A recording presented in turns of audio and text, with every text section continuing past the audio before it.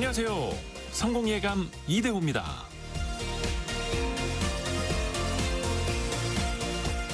우리 눈 안에는 선모체근이라는 작은 근육이 있습니다. 가까운 곳을 볼 때 이 근육은 잔뜩 긴장해서 수정체를 두껍게 만들고요. 멀리 있는 걸 볼 때 비로소 이완되면서 휴식을 취합니다. 현대인의 눈이 늘 피로한 이유는 스마트폰과 컴퓨터 모니터 등 이런 물리적인 거리가 너무 가깝기 때문일 거죠. 우리의 마음도 마찬가지입니다. 당장의 불안, 오늘의 성과에만 시선을 고정하면 마음의 근육까지도 과도하게 수축됩니다. 생각은 경직되고 감정은 쉽게 흔들리죠. 반대로 한 발 떨어져서 멀리서 바라보면 그제야 비로소 여유가 생기고 그 상황이 객관적으로 보이길 시작합니다. 한 발 떨어져서 바라봐야 하는 이유는 우리의 눈 건강뿐만 아니라 마음을 위해서도 필요합니다. 우리는 멀리 보는 방법을 잊어가고 있으니까요. 성공예감 이대호입니다. 시작합니다.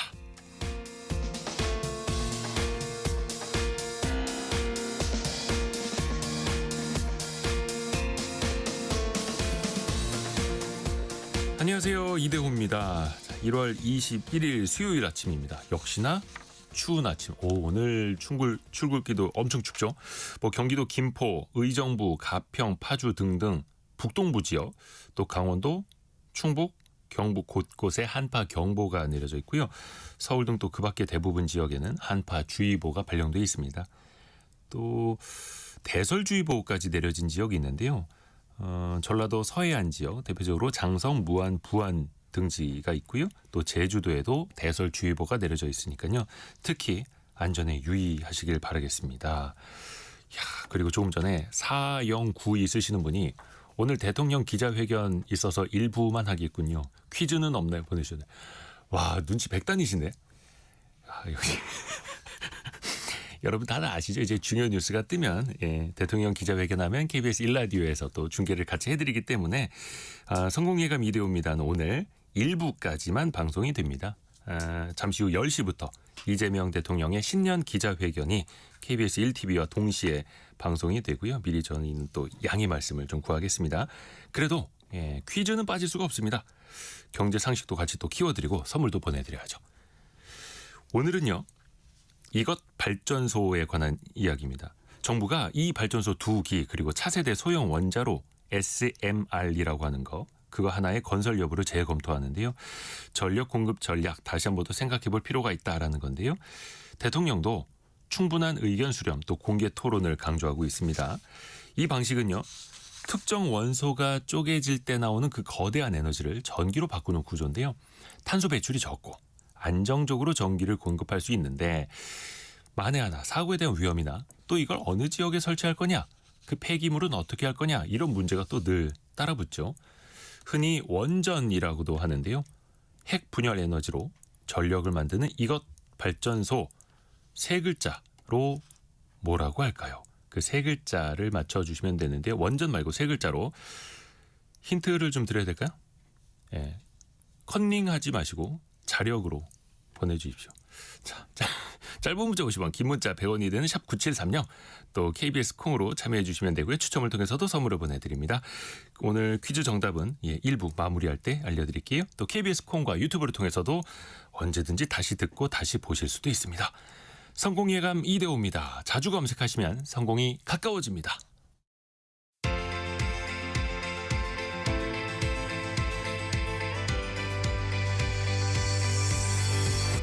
KBS 1라디오 성공예감 이대호입니다. 오늘의 경제 뉴스 동아일보 백상경 기자, 연합인포맥스 서영태 기자 함께합니다. 안녕하세요. 안녕하세요. 자, 우선 백상경 기자는 어떤 뉴스 준비했나요? 네, 먼저 국내외 증시 상황 살펴보고요. 또 정부가 서학개미의 유턴을 위해서 꺼낸 양도세 감면 카드 그 자세한 개정안이 나와서 한번 살펴보도록 하겠습니다.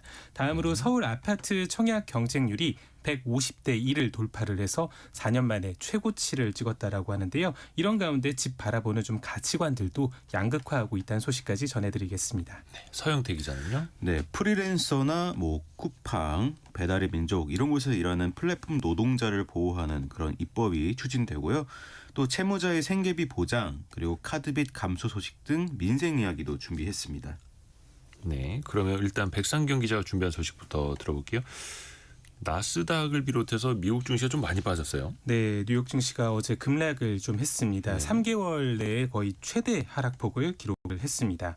다우지수는 마이너스 1.76%, S&P 500이 마이너스 2.06%, 그리고 나스닥이 마이너스 2.39%를 기록을 했는데요.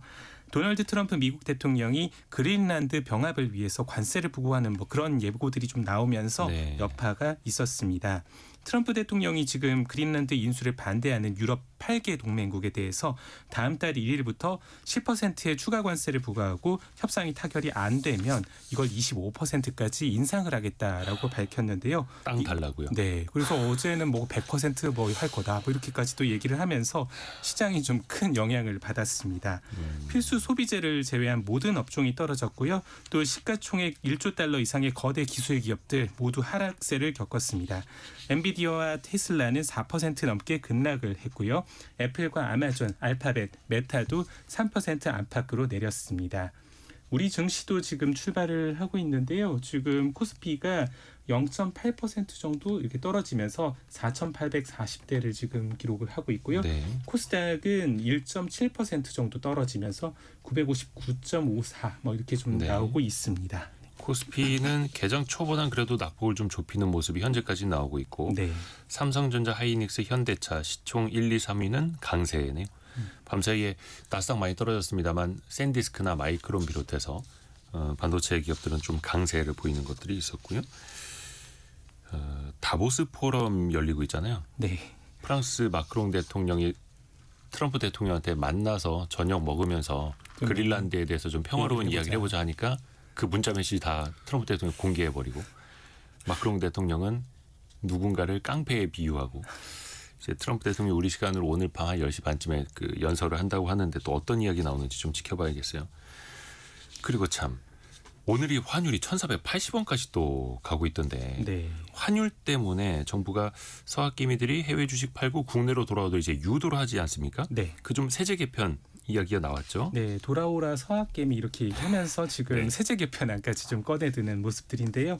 올해 안에 해외 주식을 팔고 국내 주식을 1년 이상 장기 투자를 하면 그 개인 투자자한테는 양도소득의 50에서 100%를 소득공제를 해주겠다 이렇게 법령 개정안을 마련을 했습니다. 요걸 지금 의원 입법 통해서 2월 임시국회에서 처리하는 것을 목표로 추진을 하기로 했고요. 현재 지금 해외 주식이 양도 차익이 250만 원을 넘으면 양도소득세 20%, 여기에 지방소득세 2%를 합쳐서 22%를 매깁니다. 네. 근데 이걸 비과세로 처리를 해주겠다라는 거고요. 공제 한도는 1인당 매도 금액 5천만 원까지를 해주기로 했습니다. 해외 주식을 파는 시기에 따라서 공제율을 좀 다르게 매깁니다. 오는 3월 말까지 팔면 100% 공제를 해주고요. 네. 6월 말까지는 80%, 12월 말까지는 50%를 공제를 해줍니다. 이걸 이제 올 한 해만 한시 적용을 하기로 했고요. 혜택이 되는 대상은 지난해 12월 23일까지 매수한 해외 주식입니다. 그러니까 지금부터는 사도 그건 적용이 안 되고요. 네. 다만 이게 사실 이제 해외 투자했던 걸 팔고 난 다음에 국내로 가져오고 이 혜택을 받으면서 또 다시 해외 투자를 하게 되면은 이러면은 이제 사실은 이제 뭐 국내로 가져오는 거는 예. 뭐 상쇄가 돼 버리잖아요. 근데 이걸 막을 수가 없기 때문에 해외 주식을 새로 사면 그만큼 공제 비율을 차감하는 장치를 마련을 했습니다. 그래서 전체 세제 혜택을 줄어들게 만드는 구조고요. 근데 이제 장기 수익률 기대감, 뭐 환율 추이 이런 것들을 감안하면 서학 개미들이 얼마나 유턴을 할지 이런 것들을 좀 지켜봐야 될 것 같습니다. 그래서 또 다 사실 이제 어지간한 분들은 국내 주식이랑 해외 주식을 다 투자를 하시잖아요. 그래서 네. 포트폴리오를 좀 어떻게 조정할지 이런 것들 좀 지켜봐야 될 것 같습니다. 또 국민성장펀드 세제 혜택도 좀 윤곽이 나왔어요. 네. 5년간 총 150조 원 규모로 조성하는 대형 정책 펀드인데요. 이 국민성장펀드 대한민국 미래 먹거리 산업인 AI나 바이오 반도체 같은 첨단 산업 그리고 기술 육성을 위해서 정부 주도로 조성하는 펀드입니다. 근데 국민 참여형으로 설계를 하기 때문에 일반 국민도 여기에 투자를 하면서 세제 혜택을 받을 수가 있는 건데요. 이게 이르면 오는 6월 본격 출범을 하는데 투자자들이 최대 1,800만 원까지 소득 공제 혜택을 받을 전망입니다. 정부가 이 내용으로 조세특례 제한법 개정을 추진을 하기로 했고요. 투자금 3천만 원 이하는 소득 공제율 40%, 그리고 5천만 원 이하는 20%, 7천만 원 이하는 10%를 적용하는 식으로 올라갈수록 좀 소득 공제율이 낮아지는 구조입니다. 그 소득 공제액은 최대 1,800만 원이고요. 네. 여기에 연간 소득 공제 종합 한도 2,500만 원인데요. 이것도 함께 적용을 합니다. 그러니까 다른 종류의 소득 공제를 다 합쳐가지고 소득 공제 총 규모는 연 2,500만 원 이하에서 관리를 하겠다라는 것들이고요. 그러면 일단 이왕 국내 시장에 투자할 거면 국민성장펀드, 국민성장펀드를 통해서 가입을 하는 게 훨씬 더 세제 혜택을 받을 수 있다라는 거고. 그러면 그 안에서 나오는 배당 소득이 있으면 어떻게 될까요? 네, 이 배당 소득에 대해서도 혜택을 줍니다. 현재 배당 소득 같은 경우는 연간 2천만 원 이하 기준일 때 지방세를 포함해서 15.4%가 매겨지고 있는데요. 네. 근데 이 국민성장펀드의 배당 소득은 9%, 여기에 지방세를 더하더라도 9.9%만 이 부과를 하기로 했습니다. 이 세금을 떼는 이 분리과세를 하기로 했고요. 적용 기한은 2028년 말까지입니다. 다만 이 투자 직전 3년 동안 금융소득 종합과세 대상인 사람들은 세제 혜택을 제외하기로 했습니다. 이 금융소득 종합과세 대상이 그러니까 배당이나 이자 같은 걸로 얻은 금융소득이 연 2천만 원을 초과한 사람들인데요. 네.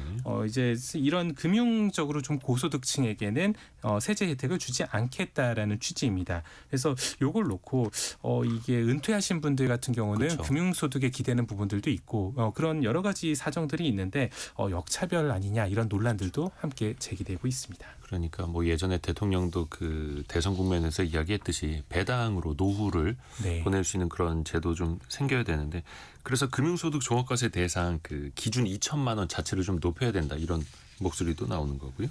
자, 서영태 기자가 준비한 소식도 들어볼게요. 권리 밖에 있는 노동자 이분들을 위한 법안 추진된다고요. 네, 이 노동자성이라는 용어가 있는데요. 네. 과거에는 이 사업자랑 노동자의 구분이 쉬웠는데 지금은 배달앱을 기반으로 일하는 그런 배달 기사분들도 계시고 프리랜서도 많아졌고 하다 보니까 이 노동자와 개인 사업자 사이의 정체성을 가진 분들이 많아졌습니다.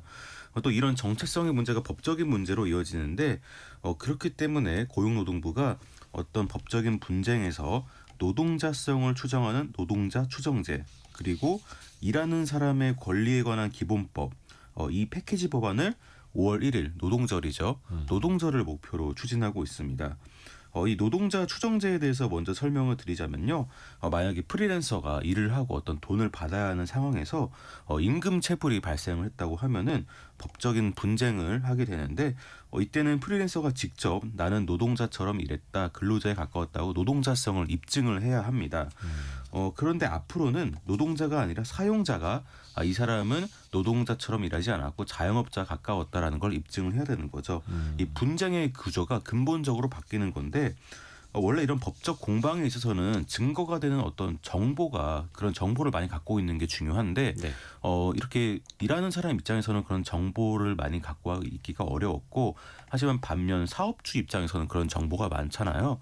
그러니까 그런 정보가 많은 사업주가 어떤 입증의 책임을 이렇게 법적으로 규정을 하는 거고요. 네. 그런 면에서 어떤 불균형이 해소가 되는 거다라고 할 수 있겠습니다.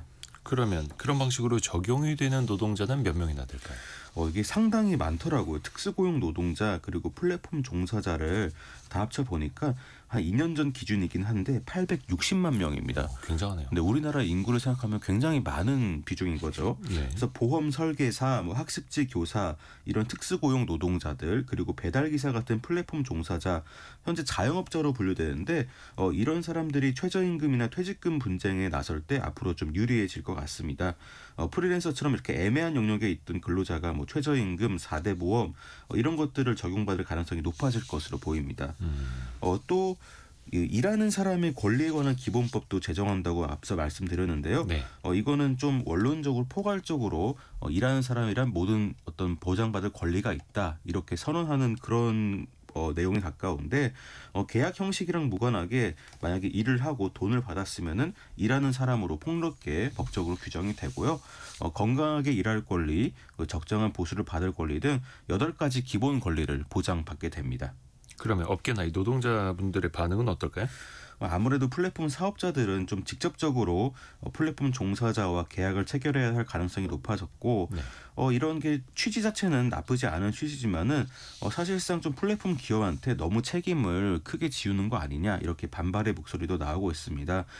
그리고 현장에서도 아무래도 이 법안 통과 이후에는 좀 애매한 영역들이 많다 보니까 혼란이 많이 발생할 것으로 보이는데 이것을 대비하기 위해서 현장을 감독할 근로감독관 교육을 많이 진행할 거고요. 또 근로감독관이 참고할 최신 판례, 입법 취지를 반영한 매뉴얼 이런 것들 다 제작해서 배포할 그런 방침입니다. 네. 또 백상경 기자가 준비한 소식도 들어볼게요. 서울 지역 아파트 청약 경쟁률 4년 만에 최고치예요. 네, 분양평가 전문회사 리얼하우스에서 한국부동산원 이 청약홈 자료를 분석을 했습니다. 네. 그 내용을 보면 지난해 12월 기준으로 서울 아파트의 1순위 청약 경쟁률이 150대 1을 넘어섰습니다. 예. 이게 굉장히 높은 숫자인데요. 집 하나에 지금 150 기본으로 보인다는 것들이고 네. 반면에 전국 경쟁률은 6.93대 1에 머물렀습니다. 거의 극단적이라고 봐도 무방한 양극화입니다. 특히나 수도권 외곽 지역 그리고 비수도권 지역 다수에서는 12월에 분양한 단지 중에서 거의 절반 이상이 경쟁률이 지금 1대1, 그러니까 거의 뭐 안 팔리는 미분양이 나는 그런 모습들 계속 나타났는데요. 지난해 11월 기준으로 전국 미분양 아파트 수도 보면 이제 전월보다는 전체 수가 0.4%가 줄었습니다. 근데 오히려 비수도권에서는 증가세가 나타나서 수도권하고 그리고 특히 서울하고 지방하고 뭐 이런 수도권 외곽 지역하고 굉장히 양극화가 벌어지고 있습니다. 전국은 6.93대 1, 서울은 150대 1. 이게 네. 평균이라는 거잖아요. 네. 그러면 집이 없는 사람들은 그럼 어떤 선택을 하고 있어요? 네, 이렇게 청약 시장 분위기가 굉장히 갈려 있는 상태고요. 네. 더욱이 지금 전세 매물들이 굉장히 이제 안 나오고 있는 상태입니다. 그래서 무주택 수요자들이 선택할 수 있는 것들이 지금 많지가 않은데요. 거의 그래서 지금 양극화하고 있습니다. 이것도 떠밀린 매수 그리고 월세로 지금 갈리는 분위기이고요. 빅데이터 플랫폼인 아실에서 서울 아파트 전세 매물을 조사를 했는데요. 강남 3구를 제외한 전 자치구에서 1년 전 대비 매물수가 대폭 감소한 것으로 나타났습니다. 상황이 이렇다 보니까 수요자들 선택폭은 굉장히 제한적이고요. 그래서 생애 최초 혜택을 활용을 해서 서울 외곽 지역의 주택을 매수를 하거나 기존 지역에서 이 보증부 월세, 그러니까 반전세라고 하죠. 이제 기존에 보증금을 깔아놓고 거기에 이제 월세를 부과해서 올라간 전세금만큼을 월세로 내는 이런 계약으로 전환하는 모습들이 좀 나타나고 있습니다. 네. 먼저 또 생애 최초 부동산 매입 추이를 보면요. 2030 세대의 외곽 지역 매수세가 눈에 띕니다. 법원 등기 통계를 보면 노원구에서 생애 최초로 내 집 마련을 한 2030 세대가 지난해 9월에서 10월 360명 정도였는데 네. 11월에서 12월에는 423명으로 늘어났거든요. 그러니까 연말 갈수록 계속 늘었다라는 얘기들이고요. 아파트 월세 계약 건수 같은 경우는요. 전세 계약 건수를 빠르게 따라잡고 있습니다. 서울 부동산 정보광장 통계를 보면 지난해 11월 서울 아파트의 전세 계약이 14,000여 건이었는데 12월에는 이게 한 1만 건으로 감소를 했습니다. 근데 정작 월세는 보면요. 이 11월에 9천 건에서 12월에 1만 건으로 늘어났거든요. 그래서 전월세 계약에서도 전세 계약과 월세 계약의 갭이 줄어들고 있다. 이렇게 볼 수 있겠습니다. 규제 때문에 서울 지역은 매물이 줄고 있고 전세도 줄고 있고 그러다 보니까 규제 안 받는 지역으로 또 사람들은 찾아가고 있는 거네요. 네. 지역별로 집값 격차 계속 커지고 있잖아요. 그 부동산을 바라보는 사람들의 가치관까지 변하고 있어요. 네, 서로 이제 뭐 부동산 가지고 이야기를 나누다 보면은 많이들 느끼시기도 할 겁니다. 그래서 어떻게 보면 이제 이 투자의 대상이자 자산을 상징하는 대상으로 보는 시각이 있는 반면에 네. 굉장히 실용적이고 아주 뭐 이렇게 주거의 어떤 기능적인 부분을 부각하는 쪽으로 좀 양극단이 갈리고 있습니다. 한국 갤럽 히림 종합건축사사무소 알투코리아 부동산 투자 자문이 2016 부동산 트렌드 보고서를 발간을 했는데요. 네. 이 보고서 안에 보면 서울, 경기, 부산에 거주하는 20세에서 69세까지 1,318명을 대상으로 진행한 설문조사 결과가 나옵니다. 네네. 근데 여기 보면요. 주택은 사회적 지위를 표현하는 수단이 된다라고 응답한 비율이 48%를 기록을 했습니다. 거의 절반 가까이가 집이 네. 사회적 지위다. 네. 집이 이거 참 어떤 사회적 그러네요. 지위를 그대로 보여주는 것이다라고 평가를 했고요. 이게 1년 전보다 8%포인트나 늘어났다라는 게 좀 문제입니다. 또 재테크 같은 경우는 이제 주로 부동산으로 한다라는 응답이 46%였고요. 집은 거주 가치보다는 투자 가치가 중요하다라는 답도 45%로 이게 1년 전 대비해서 각각 10%포인트씩 늘어난 겁니다. 반면에 집에 큰 의미를 두지 않는다라는 인식도 함께 늘었습니다. 그러니까 집은 잠만 자는 공간이고 집에 돈을 쓸 필요는 없다고 생각한다는 응답이 8%포인트 오른 25%를 기록을 했고 고가 주택을 통한 과시 욕구와 주거 비용을 어떤 최소화하려는 이런 실용주의가 공존하는 그런 모습들이 나타났습니다. 시장 인식이 그만큼 양분화되고 있다는 것이고요. 예전에 어떤 분이 그런 말씀해 주시더라고요. 이제 우리나라에서 어디 사세요 여쭤보는 게 되게 불편한 질문이 이제 되고 있다고. 또 이것도 많은 분들이 느끼고 있다라는 거네요. 자, 서영태 기자가 또 준비한 소식. 압류 걱정 없는 생활비 압류 걱정 없이 쓸 수 있는 통장이 나와요. 네, 그 빚을 좀 지고 채권 초심을 당하는 분이 있을 수 있는데 네. 그래도 기초 생활은 해야 되잖아요. 생계비 계좌라는 것을 개설을 하면은 여기에서 이제 월 250만 원까지는 마음 놓고 압류 걱정 없이 사용할 수 있는 그런 시행령 개정안이 국무회의를 통과했습니다. 다음 달부터 누구나 금융회사에서 생계비 계좌, 은행에서 개설할 수 있는데요. 여기에 입금된 돈은 채권자한테 압류되지 않고요. 250만 원까지요. 그리고 만약에 이 생계비 계좌가 있고 다른 계좌가 여러 개 있어서 뭐 네. 100만 원, 100만 원, 100만 원씩 이렇게 쪼개져 있어도 전체 합쳐가지고 250만 원까지는 아하. 네, 그래도 압류 당하지 않습니다. 뭐 보장성 보험금 압류 금지 금액도 월 185만 원에서 250만 원으로 올랐고요. 또 사망보험금 같은 경우는 1,500만 원까지 압류를 할 수가 없습니다. 결국에 이 시행령 개정안의 취지가 채무자와 그 가족의 생계를 좀 보장하고 또 취약계층이 새 출발할 수 있도록 뭐 그런 걸 지원하는 취지입니다. 그렇죠. 네, 결국에는 이렇게 생계비 기준이 딱 명확하게 있기 때문에 채무자가 최소한의 생활을 좀 보장받을 수 있을 것으로 보이고 채권자 입장에서도 좋은 부분이 있는 게 내가 가져갈 수 있는 부분이 딱 어느 정도 이렇게 명확해지니까 채권자 입장에서도 좀 업무 처리하는데 혼란이 줄어들 것이다. 뭐 이런 견해도 나오고 있습니다. 그런데 이 생계비 기준 그러니까 250만 원이 적정한 것이냐에 대한 논의는 좀 계속 이어질 수가 있는데요. 사실 이거는 물가 상승률 같은 것도 좀 반영해야 되고 여러 가지 변수도 있고 또 객관적으로 산출하기도 또 어려운 부분이기 때문에 또 채권자 입장에서는 솔직히 이게 그렇게 높지 않길 바랄 거 아니에요. 빨리빨리 돈을 이제 돌려받아야 되니까요. 앞으로 이 논의는 좀 이어질 것 같고 채권자 입장에서도 생계비가 너무 크게 한도가 높아지는 것은 좀 신용사회에서의 어떤 채권 회수를 저해할 수 있는 그런 요인이다. 이런 목소리도 좀 나오고 있습니다. 연합인포맥스 서영태 기자 그리고 동아일보 백상경 기자와 함께한 시간이었습니다. 고맙습니다. 네, 감사합니다.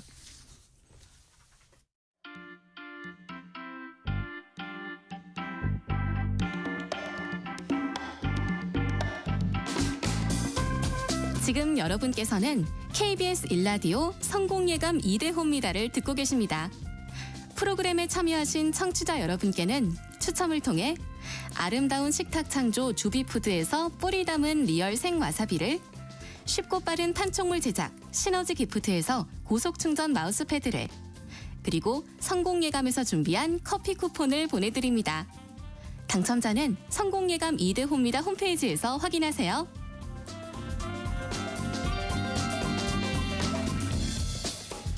경제상식 퀴즈 한 번 더 나갑니다.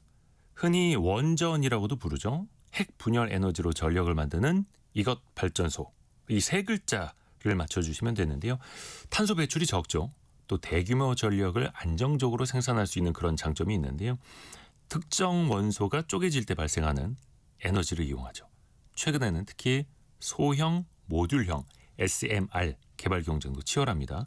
정부가 이 발전소 건설 방향 두고 국민 의견을 조사하면서 신중히 검토하겠다 이렇게 또 밝히고 있는데요. 그 세 글자 정답은 윤소영 님이 자력으로 보냅니다 라고 세 글자 보내주셨고요. 김종근 님도 자력으로 듣게 되는 성공 예감이라고 보내주셨습니다. 아까 제가 컨닝하지 마시고 자력으로 보내달라고 한 건 힌트였는데 1612님이 컨닝 아닙니다. 앞으로 퀴즈 참여 안 하겠습니다. 불편하게 들으셨군요. 힌트 드리는 그런 개념이었습니다. 3019님 아무도 알아주지 않아도 오늘도 묵묵히 제 갈 길을 가겠습니다. 라고 또 보내주셨고요. 6298님은 작년에 고등학교 1학년 학생들 가르치면서 이 발전소에 대해서 열심히 설명을 해준 적이 있다라고 장단점에 대해서도 지금 또 휴직 중이시라고 또 보내주셨네요.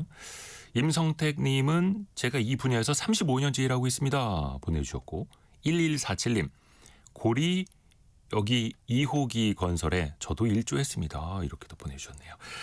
자, 여러분이 생각하시는 그 정답 3글자를 보내주시면 되고요. 짧은 문자 50원, 긴 문자 100원이 드는 샵 9730, 또 KBS 콩으로 참여해 주시면 됩니다.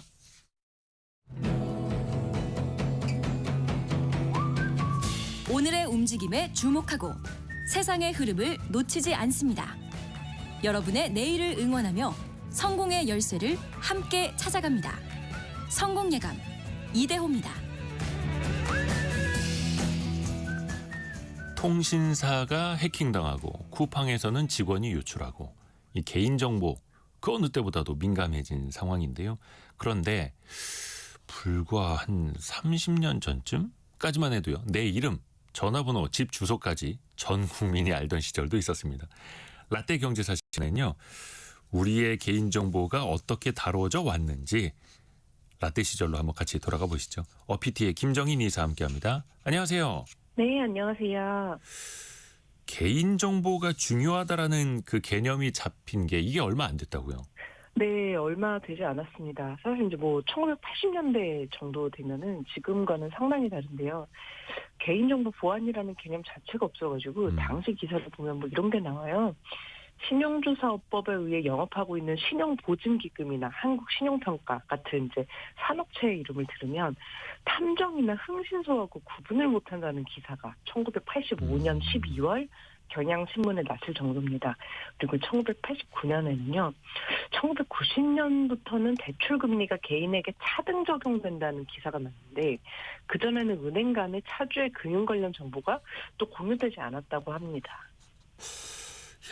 그러니까 요 얘기 들으시면서 아마 떠오르는 게 있을 거예요. 전화번호부 아닙니까? 전화번호부. 예전에 공중전화 박스에 가면은 진짜 네. 거의 베개만한 전화번호부가 있었는데 거기 보면은 주소, 전화번호, 이름 다 공개됐었잖아요. 맞아요. 1960년대 이 전화번호부가 본격화가 됐는데요. 네. 당시에는 전화 인프라가 극도로 열악했기 때문에 전화기가 있고 전화번호부에 이름이 올라간다라는 게 어떤 이제 사회적 지위의 공식적인 증명 같은 거여가지고 맞아요. 다들 이제 좀 자랑스럽게 생각을 했던 것 같습니다. 고도영상계의 인스타그램 같은 거였는데 예. 1960년 3월 1일에 서울중앙전화국 감수로 동아출판사가 발행한 서울특별시 전화번호부 보면요. 당시 육군 소장이었던 박정희, 또 삼성물산 사장이었던 이병철이나 현대건설 사장이었던 정수영 회장까지 주소하고 전화번호가 모두 기재되어 있었다고 합니다. 1966년에는 주식회사 한국전화번호부 공사가 설립이 됐고요. 근데 이게 전 세계가 좀 비슷해가지고요. 예. 1984년 개봉작 터미네이터 1편 보면은 터미네이터요? 터미네이터가 전화번호부를 뒤져가지고 사라 코너라는 이름을 모두 찾아다니면서 암살을 해요. 맞아요. 네. 기억나요. 비슷했던 것 같아요. 저도 80년대 후반인가 90년대 초반인가 어렸을 때 그 공중전화 박스에 있는 전화번호부 보고 와 여기 우리 집 주소 있다. 우리 아빠 이름 나온다. 되게 신기했던 경험이 있는데 이게 터미네이터 영화에서도 나오네요. 네. 그러다가 그 실명으로 된 전화번호부가 자취를 감춘 건 언제부터였을까요? 2008년에 인명편 발행이 중단이 됐고요. 네. 이게 사실 이제 한 문제가 되기 시작한 거는 1997년쯤부터였던 것 같습니다. 자, 한국통신이 민영화가 되면서 통신 시장이 개방이 됐는데 이때 통신사들이 전화번호부 인명편을 이용해가지고 고객을 빼가면서 이제 그 텔레마케팅을 굉장히 공격적으로 했었는데 네. 지금도 광고 전화 굉장히 좀 경험이 좋다고 얘기하기 힘들잖아요. 네. 근데 그런 경험을 롯데에 남기기 시작을 해가지고 2002년하고 2003년 사이에 또 이제 한국전화번호공사가 전화정보 검색 포털 사이트를 또 만들어요. 네. 그러면서 이제 인쇄문화 쇠퇴하고 맞물려서 전화번호 효용성이 크게 낮아지기도 합니다. 그래서 2005년에서 2008년쯤에 스마트폰이 굉장히 좀 보편화가 되면서 개인정보 보호를 염두에 두고 시작을 했기 때문에 스마트폰은 2008년 이즈음부터는 완전히 좀 전화번호가 많이 쇠퇴를 하죠. 문윤홍님을 비롯해서 노란색 전화번호부 기억하시는 분들 참 많이 계시네요. 전화번호부뿐만 아니라 졸업 앨범에도 개인정보 진짜 많았어요. 집 주소, 네, 전화번호 다 나왔었잖아요.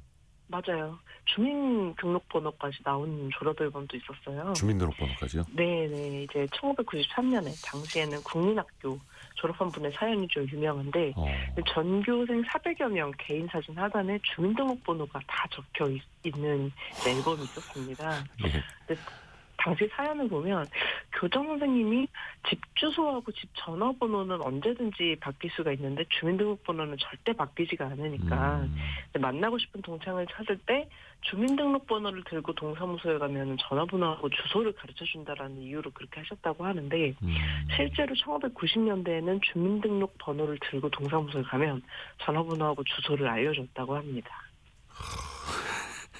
진짜 옛날 얘기입니다. 또 생각해보면 예전에 단독주택 사시는 분들은 대문 옆에다가 명패, 문패라고 하죠. 문패. 홍길동 네네. 이렇게 이름 석자 써놓으시는 분들도 많았어요. 그것도 하나의 자랑 아니었나요? 맞아요.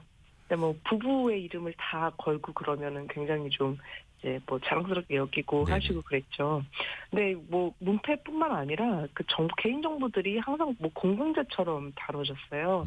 신문 독자 의견란을 보면은 독자 이름하고 나이, 집 주소까지 공개를 하고 그랬고, 근데 범죄자나 무리를 일으킨 유명인들의 주소도 그냥 막 공개가 됐었고, 근데 잡지가 굉장히 좀 한때 뭐 전성기를 맞았었는데 1990년대 인기 연예인들의 거의 주소록도 실렸어요. 네. 그리고 뭐 레코드판, 가수들의 레코드판 하면 앨범 뒷면에는 가수가 다니는 학교라든지 본적, 주민번호까지 실린 적도 있고 1985년 이선희, 인기가수 이선희의 1집하고 2집 전국 앨범에 네. 뭐 앨범 컨셉이 뭐 이력서였던 적도 있고요. 그리고 90년대까지는 사업자 등록증에 대표이사의 주민등록번호가 표시가 됐어요. 그래서 이거를 공개를 해도 문제가 되지 않았었는데 이 동의 없이 주민등록번호 수집이 금지된 게 2014년입니다. 얼마 안 됐네요. 아니 네. 김은정님이 예전에 이선희님 앨범에 주민번호 올라온 짤 본 적이 있다고. 팬 서비스로 주민번호까지 그때 야, 그랬던 시절이 있습니다. 진짜 그 주민등록번호에 대한 중요성을 우리가 깨닫게 된 게 그러면 오래 안 된 거예요? 네. 그 주민등록번호 제도는 사실 이제 전 세계적으로 굉장히 좀 균질하고 꼼꼼한 수집 제도죠. 예. 별로 이제 뭐 그렇게 한다는 거에 대해서 경각심이 크지가 않았고 이제 주민등록번호가 1960년대부터 부여가 됐죠. 사실 이제 1968년에 1.2.1 사태라고 김신조의 침투 사건이 있었는데 이게 한국 사회에 좀 충격이 커가지고 정부가 이거를 계기로 같은 해 68년 11월 22일부터 주민등록증 발급하고 부여를 시작을 했는데 이게 사실 무슨 상관인가 싶기는 한데 1965년부터 주민등록증을 도입을 하려고 했었는데 비용 문제가 좀 컸고 이게 국민통제 수단이 되는 게 아닌가 싶어서 반발을 포기를 했다가 이 사건을 좀 밀어붙였는데 전 세계의 주민등록번호 제도 비슷한 게 있기는 하지만 우리나라 주민등록번호는 좀 힘이 세요. 그 전 국민한테 13자리 고유번호를 부여를 해가지고 그렇죠. 이게 전 영역에서 행정, 금융, 온라인까지 전 영역에서 이제 통합 식별자로 쓰는 방식은 상당히 좀 힘이 강하고요. 우린 여기에 지문 등록까지 결합이 되어 있어가지고 좀 이제 이게 한번 이제 유출이 되면은 모든 면에서 좀 어려워지는 그런 제도입니다. 다른 나라랑 비교해 보면 어떨까요? 이 주민등록번호에 대한 어떤 뭐 정보의 깊이, 넓이 이런 걸 보자면요. 네, 이게 상당히 좀 강한 형태죠. 말씀드린 것처럼 이제 지문 등록까지 결합이 되니까. 지문까지. 다른 나라도 당연히 이제 뭐 주민을 식별하는 제도가 있기는 합니다만 네. 전 영역에서 사용을 하지는 않거든요. 특히 온라인 같은 경우에 해외 같은 경우는 메일 주소 하나 정도 아니면 이제 계좌번호 이런 걸로 좀 인증을 하기도 하는데 우리는 주민등록번호가 거의 다 쓰이니까요. 그렇죠. 사실 그 주민번호 보면 나이, 뭐 성별은 당연하고 출신 지역까지 확인할 수 있었잖아요. 네네. 생년월일이 일단 있고, 예. 1로 시작하냐, 2로 시작하냐, 요즘에는 이제 3과 4로 시작을 하죠. 이런 네. 식으로 성별이 구분이 되고요. 출신지가 또 그 뒤에 나옵니다. 그래서 번호만 보고도 뭐, 부산에서 태어났구나, 뭐, 제주에서 태어났구나, 이걸 알 수가 있었고요. 근데 이제 6년 전인 2020년부터는 개인정보 때문에 지역 표시는 사라지고, 무작위 방식으로 좀 개편이 됐다고 합니다. 사실 이제 개인정보에 대한 인식이 달라진 게 얼마 되지 않았다. 오늘 이 얘기 많이 하고 있는데 그 사이에 네. 별별 이 개인정보 악용하는 범죄도 많았을 거 아니에요. 네네, 그렇습니다. 이제 1996년에는 이제 중앙행정기관하고 지방자치단체에서 뭐 보유하고 있는 개인정보 현황을 종합한 개인정보 파일 목록집이 출간이 됐다면서 막 신문에 축하를 할 정도로 인식이 그렇게 막 지금이랑 굉장히 달랐었는데요. 축하해 줬다고요? 네네.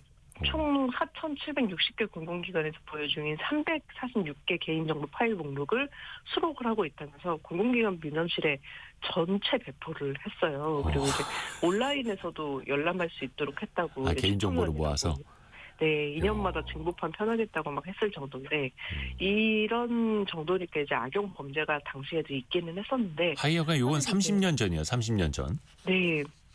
근데 이제 뭐 심각한 범죄도 있긴 있었는데 인식이 별로 개인정보 때문에 벌어진다는 정도는 아니었어요. 그러니까 대학 신입생이나 취업준비생이 있는 가정에 어학교재나 자격증 취득용 학습 교재를 좀 무단으로 보내거나 아니면 이제 백화점도 이런 식으로 고객 명단을 그냥 가지고 있고 유출을 하고 그래서 지존파 사건도 이 백화점 고객 명단에서 범행 대상을 물색하거나 했는데 이 개인정보 보안 문제로 받아들여지지는 않았습니다. 그래서 오히려 미국에서 뭐 이런 게 사생활 침해로 논란이 되고 있다 정도로 소개하는 정도로 인식이 있었던 것 같아요. 그러게요. 그렇게 개인정보에 대해서 개념치 않던 시절이 있었고 그런데 그 분위기가 좀 바뀐 계기가 있었다면서요? 특히 그 IMF 사태가 좀 계기가 됐어요? 네, 이제 경제가 망가지고 빈부격차가 커지면서 좀 범죄가 생기기도 했는데 근데 그보다는 사실 정보화가 좀 불을 붙인 것 같아요.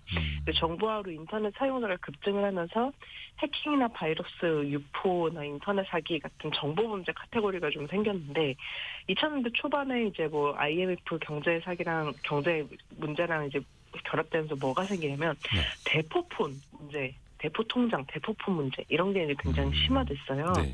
그러면서 2005년에 본인 확인제가 도입이 됐는데 개인정보를 반드시 제출해야 되는 제도죠. 근데 이게 각종 온라인 사이트에서 개인정보 수집을 정당화하는 계기가 됩니다. 그래서 수집된 정보가 해킹 대상이 되면서 악용 사례가 맞아요. 굉장히 급증했고요. 그래서 보이스피싱이 굉장히 좀 본격화가 됩니다. 그러면서 2008년 이후에는 보안이 좀 따라오지 못해서 온라인 쇼핑몰이나 은행, 통신사에서 대규모 유출 사건이 좀 이어졌습니다. 그러게요. 지금 생각해 보면은 뭐 한 20여 년 전에 온라인 사이트 가입하는데 주민번호가 왜 필요했나 생각이 들기도 맞아요. 하고요. 그러다 보니까 일단 개인정보 유출 많아지니까 법까지 만들었던 거잖아요. 네, 상당히 좀 늦은 편인데요. 그 개인정보보호법은 2011년에야 제정이 됩니다. 그래서 당시에 신용카드사, 통신사, 유통사 개인정보가 연이어서 유출 사건이 있어가지고 네. 2003년에서 2014년 사이에 10년간은 개인정보 관련해가지고 사회적 트라우마가 생길 정도로 이제 유출 사건이 심각했죠. 네. 조금 이제 짚어보자면 2010년 3월에 이제 중국 해커로부터 개인정보 사들인 해커그룹이 적발되면서 한 2천만 건 이상 개인정보 유출됐고 국민 5명 중 2명꼴로 개인정보 유출돼가지고 개인정보 데이터베이스 암호화 의무화하는 법안 통과 계기가 됐고요. 그리고 2011년 7월에는 네이트하고 싸이월드 현 3,500만 명 전원의 개인정보가 좀 유출이 됐었고 2014년에는 카드 3사에서 1억 400만 건 개인정보가 유출되는 사상 최대 규모 사건 발생해가지고 당시 대통령들 정보까지 포함이 되어 있었다고 해요. 이 사건 이후에 주민등록번호 암호화, 보관이 좀 의무화가 됩니다. 아하, 2014년이었군요. 카드 3사 1억 건 넘는 개인정보 유출. 뭐 거의 전 국민 다 포함이 됐다는 얘기죠. 그러면 네. 이 개인정보 유출 잘 막아야 되는데 이거 막는 게 왜 이렇게 어려울까요? 사실 이제 개인정보 유출 소수 대형 플랫폼이 생활 서비스가 집중이 돼 그렇죠. 있잖아요. 우리나라는 네. 되게 네이버라든지 쿠팡이라든지 통신 3사라든지 그래서 한 곳이 뚫리면은 즉시 이제 전국 규모로 피해가 확산되는 구조적 문제도 있고요. 그리고 이제 주민등록번호 하나로 이제 정부 서비스라든지 금융통신, 전자상거래까지 모두 연결되는 구조여가지고 근데 또 우리는 주민등록번호는 한 번 유출되면 변경이 어렵잖아요. 여러 플랫폼에서 같은 번호를 쓰기 때문에 한 곳에서 유출된 정보가 다른 곳에서 좀 악용이 되고 보안에 쓰는 예산도 사실 좀 굉장히 적은 편이고 해가지고 전 국민의 주민등록번호를 한번 바꿔야 될 타이밍이 아닌가 뭐 이런 생각이 들기도 합니다. 그렇죠. 근데 또 그게 사회적 비용이 또 어마어마할 거고요. 민경애님이 예전에 직장에서 컴퓨터로 뽑은 각자의 월급이 적힌 종이에 사인을 돌리기도 했습니다. 그러니까 자기 월급 맞는지 사인하라고. 서로의 월급이 공개되는 거였는데 그때는 서로 별 신경 안 썼던 상황이었다고. 네. 야, 그러던 시절이 있었습니다. 이제는 더 정보화 시대가 돼가고 있으니까 각자 개인정보도 잘 단속하셔야 되겠고 사회적으로도 좀 사각지대를 더 채워나가야죠. PT의 김정인 이사였습니다. 고맙습니다. 네, 감사합니다. 라디오 정보센터 다녀옵니다. 이재명 대통령의 신년 기자회견이 오늘 오전 청와대 영빈관에서 진행됩니다. 이 대통령은 앞서 신년사를 통해 올해를 대전환을 통한 대도약의 원년으로 만들겠다고 했는데 회견을 통해 구체적인 국정구상을 밝힐 것으로 보입니다. 한덕수 전 국무총리의 내란 중요 우두머리 방조와 내란 중요임무 종사 사건 혐의 1심 선고가 오늘 오후 2시부터 생중계됩니다. 공천 헌금 수수 의혹을 받는 무소속 강선우 의원이 21시간 밤샘 조사를 받고 오늘 새벽 귀가했습니다. 트럼프 미국 대통령이 집권 2기 1주년 기자회견에서 연방 대법원의 관세 판결을 긴장하며 지켜보고 있다고 밝혔습니다. 그러나 패소해도 실제로 관세 환급이 이뤄지긴 쉽지 않을 것이라고 말했습니다. 지금까지 라디오 정보센터 뉴스 정원나였습니다. 우리 청취자 여러분은 자격증 좀 갖고 계십니까? 자격증 몇 개나 갖고 계세요? 우리나라의 자격증 종류 몇 개나 될까요? 6만 개에 이른다고 합니다. 자격증 수가 아니라 개수. 야, 이게 종류가 그렇다는 건데요. 자기 개발 이제 연초 때 많이들 이제 시작을 하실 때인데 이맘때쯤도 자격증 하나 도전하려는 분들 많으실 겁니다. 진짜 필요한 자격증은 뭔지, 사회에서 제대로 통하는 자격증은 뭔지 같이 한번 들어보시죠. 윤 코치 연구소의 윤영돈 소장과 함께합니다. 소장님 안녕하세요. 네, 안녕하세요. 실례됩니다만 소장님도 자격증 많이 갖고 계십니까? 저는 한 10개 정도 자격증 있는 것 같아요. 운전면허증, 정보처리 기사, 웹마스터 자격증, 웹디자인 자격증, MBTI 강사, 버크만 강사, 이렇게 전문 자격증, 코치 자격증, KPC라는 것도 있고요. 텔레그래픽 2급 자격증도 있습니다. 대단하시네요. 아니 근데 우리나라의 자격증 종류가 어떻게 6만 개나 될까요? 이게 옛날에는 허가제였다가 2007년도에 이제 민간 자격증으로 등록하면서 조금 손쉽게 바뀌었어요. 예. 그런 바뀌면서 이제 국민 생명하고 건강 안전 금지되는 부분만 등록이 좀 안 되고 나머지들이 등록이 됩니다. 그러다 보니까 2020년대부터 매년 한 5,000개 이상의 새로운 자격증이 등록이 되고 있어요. 옛날보다 요즘은 등록이 좀 까다로워지긴 했습니다. 왜 그러냐면 교육장을 구비해야지 지금은 자격증을 주고 있어요. 그러나 법무사를 통해서 우리가 하게 되면 손쉽게 지금 할 수 있는 상황입니다. 그러니까 민간 자격증이 너무 많아서. 근데 그 커피 관련된 자격증만 해도요.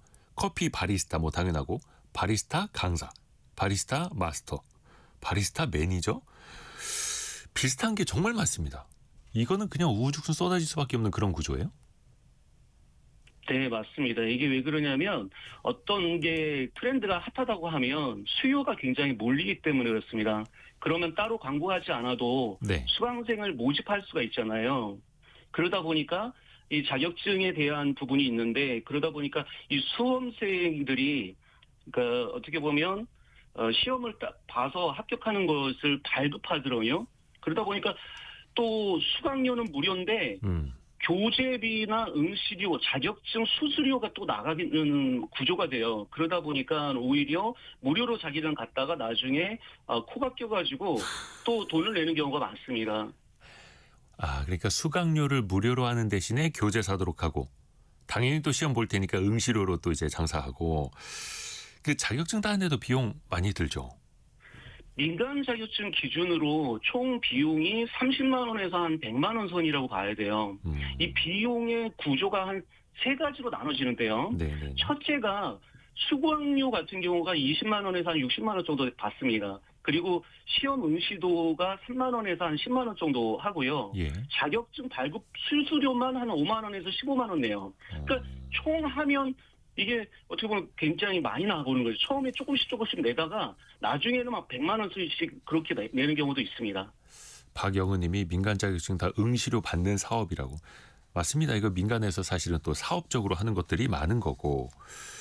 그러면 어찌됐든 간에 돈 들여서 자격증을 땄으면 잘 유지라도 해야 되는 건데 어느 날 갑자기 없어지는 자격증도 많아요? 그렇죠. 이게 왜 그러냐면 네. 여기 구조가 매년 등록 면허세를 내야 돼요. 그게 한 4만 500원 정도를 내야 되거든요. 근데 그걸 안 내면 그게 폐지가 돼버리는 겁니다. 그러다 보니까 이게 4년 미만이 한 60%가 닿고 그리고 내가 자격증을 땄는데 그 자격증 시행자가 문을 닫아버리면 이력서에서 활용하기가 어려워요. 그래서 회사 그만둘 때도 경력 증명서를 떼야 돼요. 왜냐면 회사가 없어질 수도 있으니까 자기 경력을 자기가 증명해야 됩니다. 그러니까 민간 기관이 갑자기 사라질 수도 있고 사실 그 말씀하신 거 들어보면 면허 등록세가 1년에 4년이라고 하셨나요? 5년에 4만 5천 원? 근데 얼마 안 되는 거잖아요. 그렇죠. 4만 500원 정도인데 예. 매년 내야 되기 때문에 그거 놓치는 경우도 있죠. 사실. 그러다 보면 이제 어떻게 보면 이제 말소 사라지게 돼버리고. 되는 거니까. 예. 이야, 그래요. 그러니까 내가 자격증 열심히 따놨는데 그 기관이 사라질 수도 있다라는 거. 그래서 그렇죠. 사람들이 국가에서 주관하는 게 더 공신력이 있다 이렇게 생각을 하잖아요. 이건 맞는 말입니까? 그거는 진짜 맞는 말씀이세요. 왜냐하면 민간 자격증이라고 꼭 다 쓸모없는 건 아니더라고요. 네. 그래서 이게 국가공인 민간 자격증이라는 것도 있어요. 그거는 사실 98개더라고요. 조사를 해보니까. 예. 그리고 상공회의 속에서 하는 게 활용도가 높은 게 우리가 커말이라고 하는 컴퓨터 활용 능력이 활용도가 좀 높습니다. 많은 분들이 딸 수가 있고요. 그리고 난이도도 그렇게 높지 않다 보니까 이걸 이제 취업 준비하는 사람들 많이 따고 있고 한국 세무사회의 그 전산회계나 전산세무 1, 2급도 많이 따요. 그리고 한국 금융연수원이라는 곳에서 하는 자산관리사라는 것도 있고요. 그리고 한국농아협회에서 수화통화라는 것도 있어요. 그리고 우리나라의 KBS 한국어 능력시험 같은 경우도 있습니다. 그렇죠. 한국어 능력 시험도 되게 유명하고.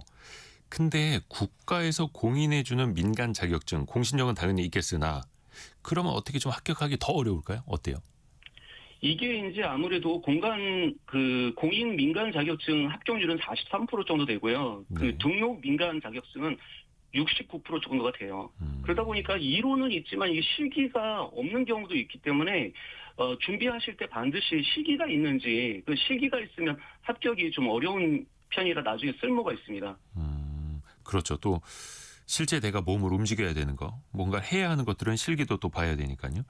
그러면은 자격증 종류가 너무 많은데 일단 국가 공인은 조금 낫다라고 해주셨고 좋다고 해주셨고 걸러야 하는 자격증도 있을 거 아니에요. 뭐 특정 자격증 이름을 좀 말씀하기는 좀 어렵겠습니다만 선별하는 기준이라도 좀 알려주세요. 그 민간 자격증 정보 서비스라고 이게 네이버나 이제 어떻게 보면 이제 여러 그 검색을 해보면 네. 그 안에 폐지됐는지 폐지되지 않았는지가 나오고요. 그리고 몇 명이 응시됐는지 합격됐는지도 볼 수가 있어요. 그래서 이게 시간은 적게 들었는데 어떻게 보면 이게 자격증을 준다고 하면 의심하셔야 됩니다. 기본적으로 시간이 많이 들어가고 실기가 있어야 돼요. 실기가 있어야지 실습할 수 있는 시간이 있다 보니까 그렇기 때문에 그 부분이 중요하고 또 자격증 유지하는데 재교육이나 그걸 하는지 확인해 보셔야 돼요. 그래야지 그게 어느 정도 검증될 수 있는 부분이 있습니다. 민간 자격 정보 서비스 그 사이트에서 검색해 볼 수 있다라는 거죠. 예, 맞습니다. 근데 홍명숙님이 컴활 그 컴퓨터 활용 자격증이 있는데 활용해 본 적은 없네요. 이렇게 보내주셨고 9325 쓰시는 분은 자격증 저는 10개 있어요. 그런데 딱 한 개만 직장과 연계돼서 직장 다니고 있습니다. 많이 취득할 필요 하나도 없어요. 라고 보내주셨는데 이게 사실은 좀 채용 시장에서 활용도가 좀 높아야 하잖아요. 채용될 때 어떻게 좀 유리한 측면이 확실히 있습니까? 유리한 게 이게 취업을 염두에 뒀다면 취업하는 사람들이 공고를 내잖아요. 예. 그 공고 안에 우대라는 말이 들어가는 경우가 있습니다. 자격증 안에. 그러면 그게 우대라는 것을 따놓으면 다른 사람하고 이 경쟁력이 있죠. 그리고 자격증을 준비하실 때 주니어나 시니어나에 따라서 다릅니다. 주니어는 검증용이라고 생각하시는 게 좋고요. 시니어는 전환용이라는 게 되게 중요해요. 무슨 얘기냐면 주니어는 공인된 자격증에 난이도가 어려운 곳에 도전하시는 게 중요합니다. 그 자격증을 땄을 때 인정받을 가능성이 높더라고요. 저 같은 경우에도 정보 처리 자격증이 제가 갖고 있는데 네. 대학원 다닐 때 이론하고 실기 코디까지 해가지고 제출해야지 합격이 되더라고요. 그럼 시간을 많이 들었기 때문에 나중에 써먹을 부분이 많습니다. 그리고 시니어들도 직업을 바꿀 때 자격증이 공부하는 데 도움이 되니까 자격증을 따시고 그다음에 실습을 해보시는 것이 되게 중요하겠습니다. 최근에 그 취업률이 높은 자격증 또 AI 시대에 조금 더 유망한 자격증이 있다면 어떤 게 있는지도 좀 짧게 부탁드립니다. 이제 AI와 관련된 리터러시 자격증들이 우리나라에서도 지금 나오고 있는데요. 이제 공인된 기관에서 그거를 하고 있는가, 상공회의소 같은 데서 하고 있는 것들은 굉장히 도움이 될 수 있겠죠. 이런 것처럼 우리가 봐야 되는데요. 그런 것이 아닌 자격증은 사실 민간에서 나누는 자격증은 실습 시간도 짧기 때문에 사실은 그게 도움이 안 되다 보니까 네. 채용 담당자들이 그걸 별로 선호하지 않습니다. 오늘 시간상 또 여기까지 듣겠습니다. 윤코치 연구소 윤영돈 소장이었습니다. 고맙습니다. 네, 감사합니다. 오늘 경제상식 퀴즈는 원자력이었고요. 관련된 것은 저희가 또 게시판에 당첨자 명단 올려놓도록 하겠습니다. 오늘 성공예감은 1부까지만 방송이 됩니다. 10시부터는 대통령 신년 기자회견이 KBS 1TV와 동시에 중계가 됩니다. 저는 내일 아침 9시 5분에 또 알찬 소식 많이 들고 올게요. 성공예감은 오늘도 여러분을 응원합니다.